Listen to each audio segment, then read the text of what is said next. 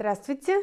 Сегодня на уроке, после того, как на первом уроке мы с вами взяли большие пропорции черепа, сегодня мы будем их более детализировать, мы будем размечать глаза, нос, челюсть, мы будем находить правильные пропорции, мы будем выбирать инструментами лишние массы в глазах, лишние массы за скулами, лишние массы вокруг челюсти. Мы уже будем более детализировать наш череп и находить линии, которые будут продолжаться в друг друге. Вы это хорошо будете замечать в портрете, то есть большинство линий, все на самом деле линии, они связаны с друг другом. И если вы мысленно, допустим, проведете эту линию, то линия надбровных дуг перейдет в челюсть. И масса таких пропорций в лице, которые перетекают одна из другой. То есть сегодня мы будем замечать, ловить и намечать эти пропорции, прорабатывать их в нашем черепе. Я надеюсь, что вы готовы, что у вас приготовлены инструменты, приготовлена мисочка с водой, тряпочка, чтобы вытирать руки. И мы приступим в течение следующих получаса, в течение нашего урока, мы дадим нашему черепу более конкретные очертания. Начнем.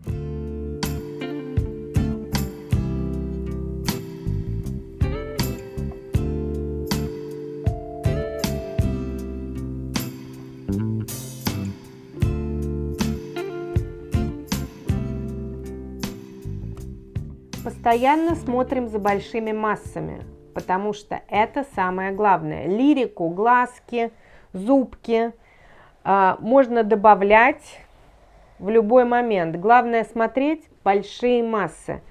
Голова, нижняя челюсть. Вот наши большие массы. Начинаем размечать носики.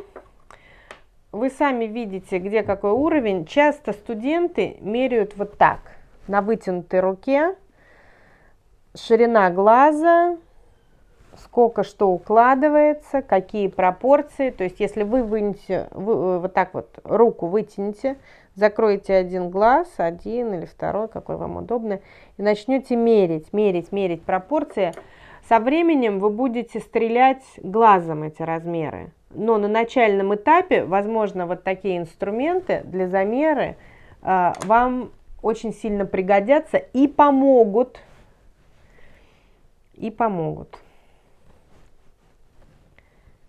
Так, раз. Глина удобна тем, что все очень быстро, все очень пластично. Пластилином так легко не получится лепить. Поэтому многие скульпторы предпочитают глину. Я не из них. Я леплю горячим пластилином. Мне это нравится.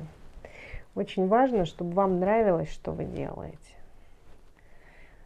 Потому что это будет движущим моментом вашей работы, а возможно и лейтмотивом вашей жизни.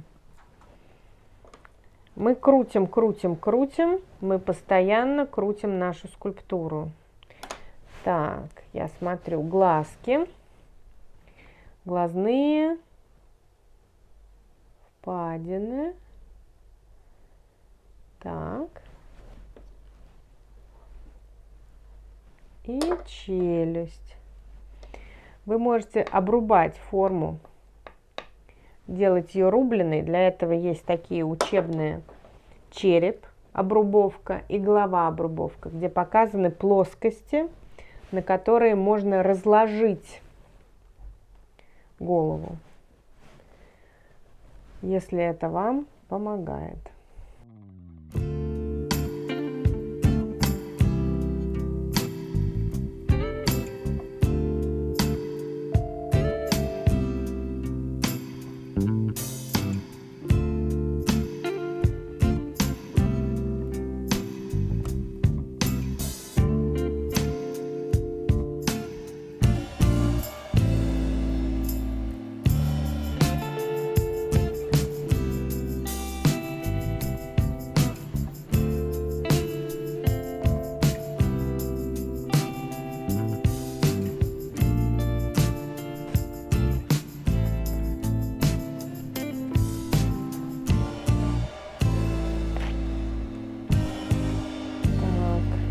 сейчас смотрю на нижнюю челюсть.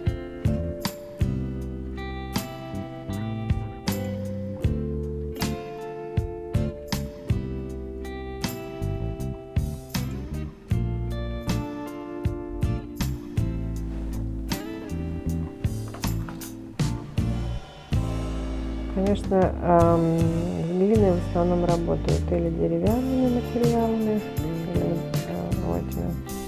инструментами, или с проволокой.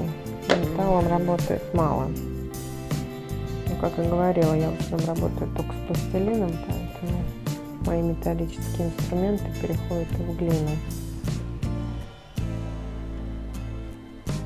Поскольку пластилин не позволяет работать только деревянными.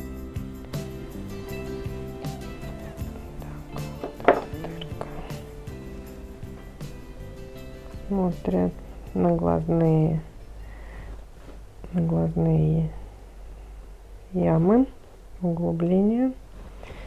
Начинаем уже подрезать и искать эти формы.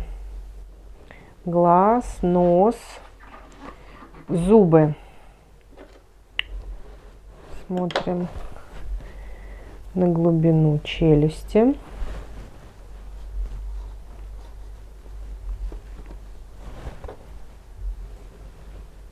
На высоту челюсти.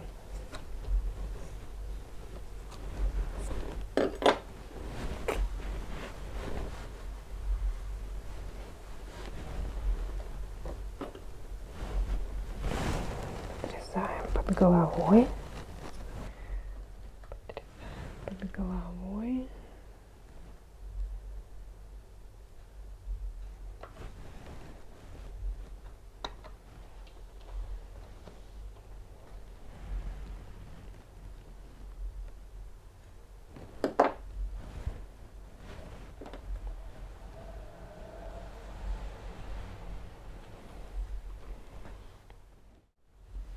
Нашими инструментами вы всегда можете рисовать, но скульптура, безусловно, это не рисование, хотя рисование является матерью всех визуальных искусств, но скульптура это не рисование, далеко не рисование.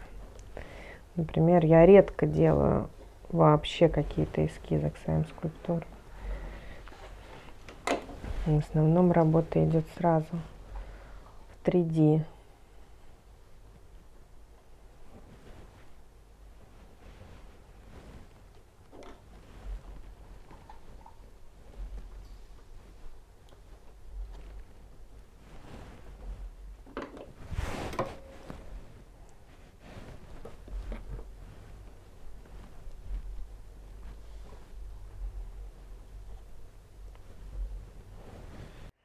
Я повторяю многие вещи для того, чтобы вы их запомнили. Если вы слышите что-то в первый раз,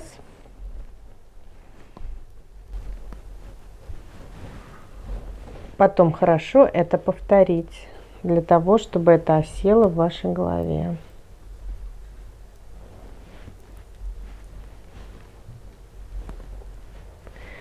Как говорила, мы смотрим постоянно на все пропорции. Мы не лепим что-то одно.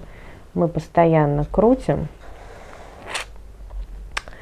для того, чтобы наша круглая скульптура прорабатывалась на всех участках одновременно.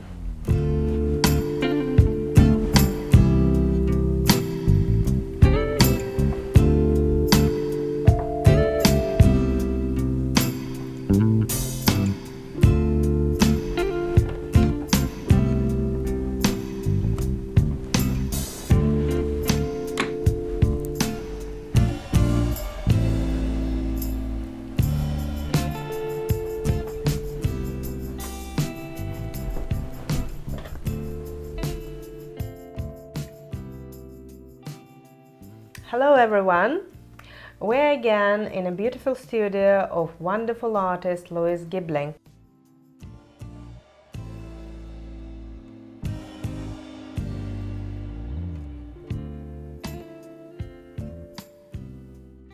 I see this interesting thing. Could you tell us what is it and how you got it? It's quite nice both sides if I can get it out. Here we go. So this is from the Biennale Internazionale dell'Arte Contemporanea. What does it mean? Well, it's from the Italian Biennale. I don't know if you can see. And it's called a Lorenzo il Magnifico Award. I received it for sculpture. In 2015. 2015 in Italy. That was very nice. And because I did that, then this year I was invited back to Florence to represent the UK for the G7 of Art there. Congratulations. Thank you. Could you tell us a little bit about your career, about your success? Okay, well, I left university. I found I couldn't afford to be a sculptor, especially with the amount of money, the commission that the galleries were taking, and I was a poor young student. So I did a year's teacher training, and then I taught for 24 years, and then I remarried, second husband. And because I had a house that I'd bought over the years, I sold that and used the money to start my career as a sculptor. So I started 2008, but I find that actually having had all the years in teaching was fantastic, because I was teaching lots of really exciting people, lots of ideas, very positive, but also all that time I was honing my skills, and I was thinking about what was really important to me, what I wanted to do, and then when the opportunity arose, I did it. Many students are wondering how they could find their inspiration, any recipes to find. Okay, yeah. Well, when I was teaching, I was actually prepared for this, because it's something that people want to know. What I used to do with my 17 or 18-year-old students, a lot of them are very talented, technically good, but they flit like butterflies. They're good at this and they're good at that, and they move between, and they're so excited about the new world, they move between lots of things. And for a little while, you don't ever want to trap anybody into one thing, but I think sometimes it's a good idea to have a focus. So what I used to do is I would give students the art book. This is the art book. The art book, and there's also a 20th century art book, and basically it has 1,000 artists' works in alphabetical order. The art book goes from, it goes from the Middle Ages onwards, and the 20th century art books are 20th century. And I give them a set of sticky notes and just say, flick through, and anything that appeals to you, just stick in a note, and have about 20, but go through and find 20 you really like. After you've done that, then go through again, but deselect quite a few and just end up with 5 that you really like. And if you don't really like any, maybe you shouldn't be an artist. Interesting advice. So, and I find, so for instance, I've just flicked through today and I've put in examples of work that I like. So for instance here, I like that piece by Braque. I like Cubism, I like that piece by Braque. And then there are other, let's see what else appealed to me, I can't remember offhand. So, Ingres, the Odalisque, beautiful back. I found that for me, not surprisingly, when I go through, most of them relate to the human form, or they're fragmented and overlapping. And actually, when you look at the imagery I produce on my work, human form obviously, but the imagery overlaps and is broken through. So it's like a narrative, but for me, they're a bit like old-fashioned film posters. But it's that putting together a narrative. Or if you're being a bit more intellectual, you go back to looking at Egyptian imagery. The hieroglyphs tell a story, the images tell a story about somebody. But it's almost like relief. Yes. Just in 3D, on 3D form. So basically I'm using the body as the canvas blank How canvas. interesting. And then the design on the surface is almost like my painted image on the surface. It has to have three-dimensionality to it because I'm not a colourist.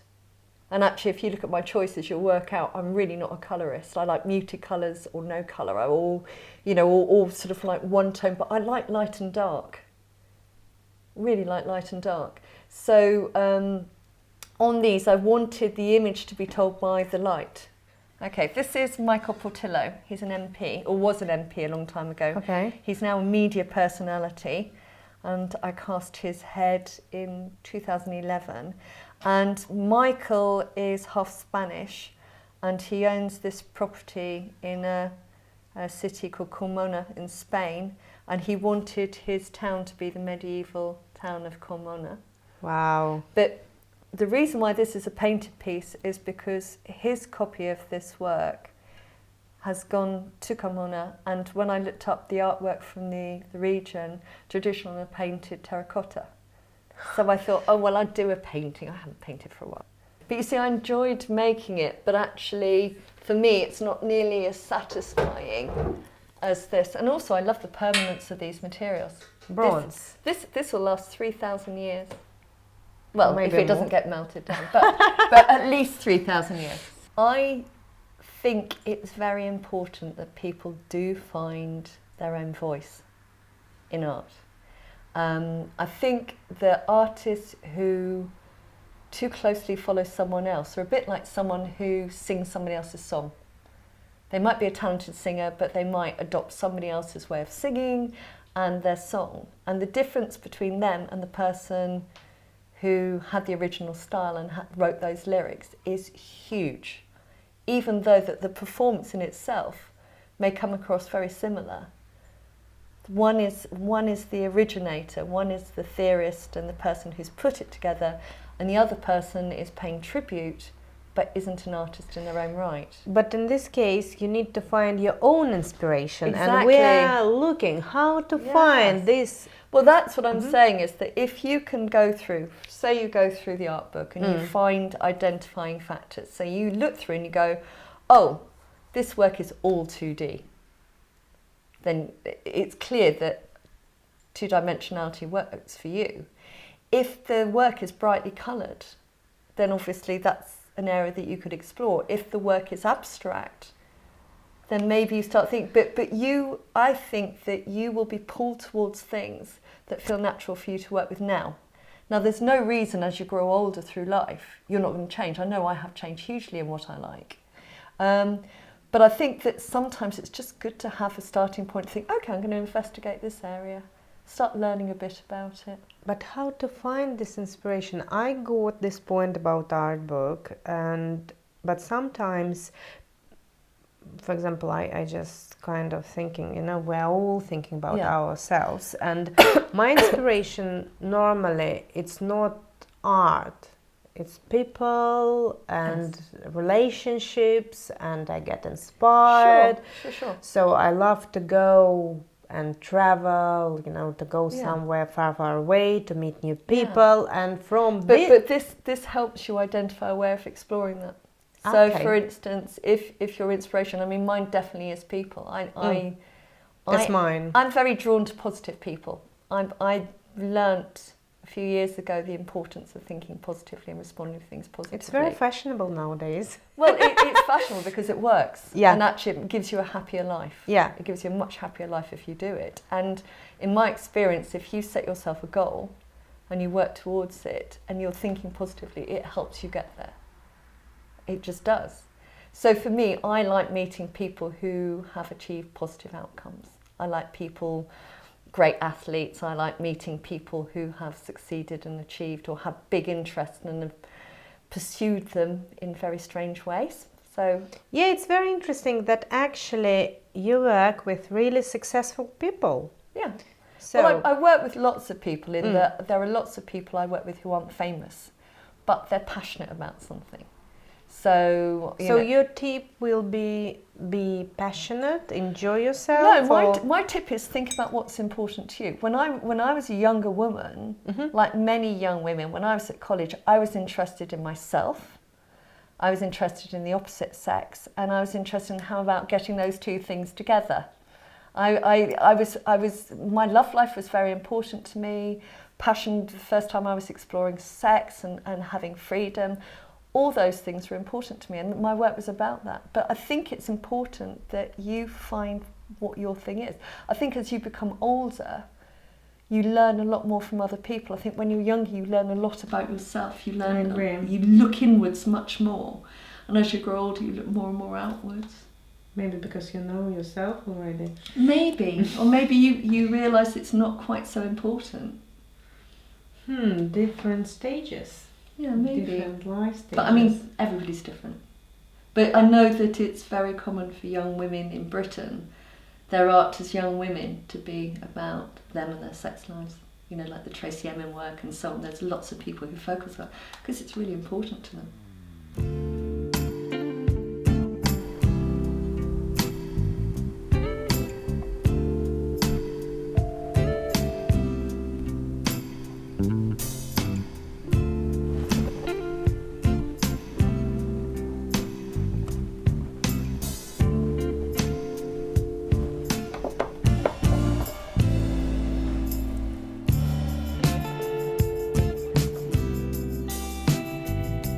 Очень важно делать перерывы, потому что глаз обладает таким свойством, которое называется замыливание. Когда вы долго смотрите на одну и ту же вещь, вы перестаете видеть свои ошибки.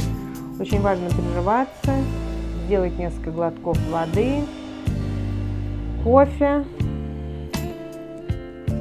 Кто курит, тому покурить. И вернуться опять.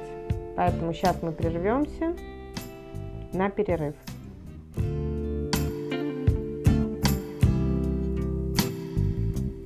Understanding the structure of the skull is a way of understanding what it means to be human. It is therefore not a coincidence that great artists such as Leonardo da Vinci and Michelangelo extensively studied the skull in order to achieve the most naturalistic representation of human beings possible. The notion of an awareness of death being related to wisdom is intensely represented by Caravaggio in his masterpiece, Saint Jerome. In Christianity, Saint Jerome is one of the 4 greatest doctors of the Church. Caravaggio is typically known for his marvellous employment of chiaroscuro. However, in the case of the Saint Jerome painting, he ingeniously selected the skull as the subject of Saint Jerome's meditation. On canvas, 2 similar forms appear. First, the portrait of Saint Jerome, and then the skull. One connotes life, while the other suggests death. Очень важно отвлекаться для того, чтобы постоянно возвращаться со свежим глазом. Вы подходите, отходите, возвращаетесь и постоянно видите что-то новое. То есть, прерываясь, вы обнуляете, освежаете свое видение.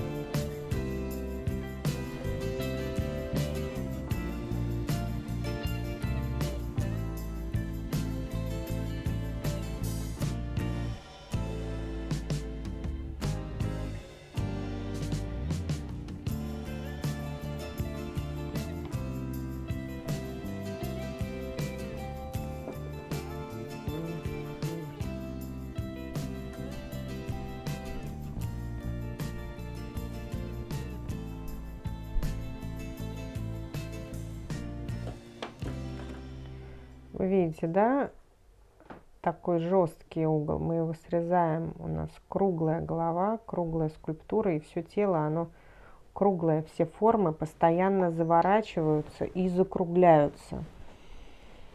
И это очень важно. Это очень важно помнить, что не будет никаких кубических форм, если только, конечно, ваши задачи не творческие, и вы не работаете в кубизме. Ваши формы будут постоянно закругляться. Все формы стремятся к шару. Все формы круглые.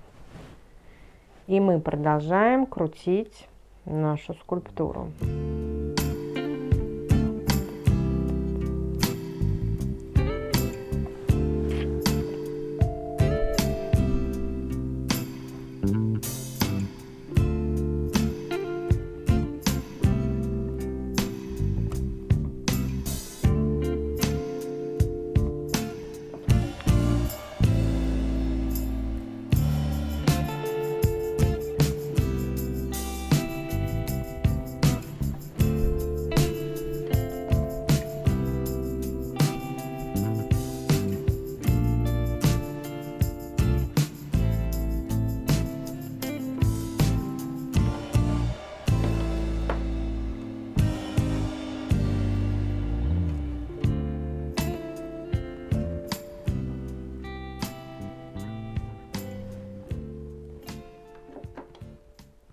Мы видим, что у черепа стала проявляться лицевая часть.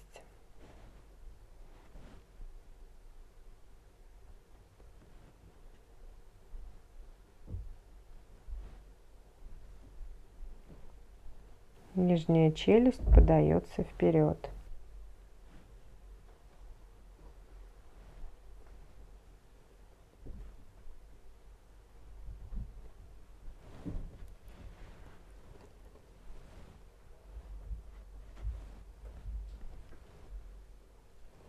Нос обрезан назад.